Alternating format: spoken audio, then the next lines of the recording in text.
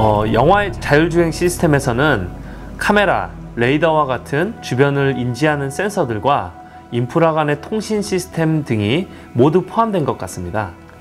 외부 환경이나 차량 및 사람을 인식할 수 있는 레이더나 카메라 센서를 이용을 하는데요. 자동 순항 제어 장치라든가 차선 유지 제어 장치, 자동차 차선 변경 시스템, 긴급 제동 시스템 등이 사용될 것으로 보입니다. 자율주행 시스템은 보통 0에서 4단계까지 이루어지는데요. 현재는 자동화 기술이 2가지 이상 혼합된 레벨 2 단계에 있습니다. 레벨 2에 필요한 인지 판단 제어 기술은 현재 완성되어 있고 양산되는 차량에도 적용되어 있습니다. 가장 큰 차이점은 현재 기술은 제어가 빠진 레벨 0단계에 해당한다는 것입니다.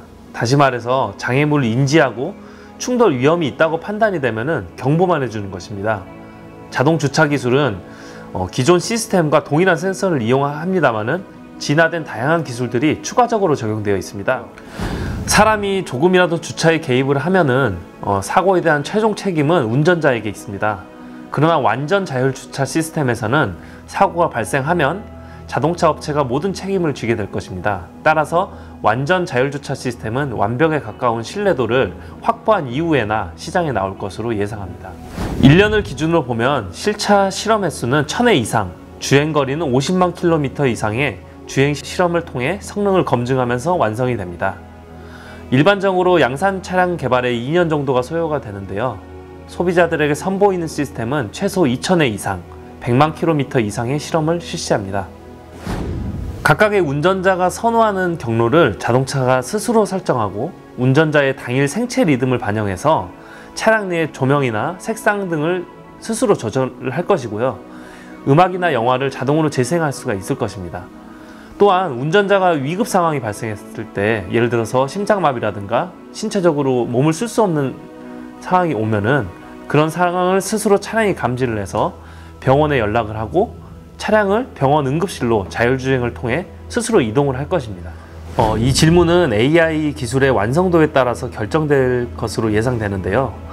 단 차량 레벨의 통신 기술인 V2X 기술은 2020년 정도에 상용화될 것으로 예상하고 있습니다. 차량 간의 통신이 실효성을 거두기 위해서는 보급률이 60% 정도 이상이 되어야 되는데요.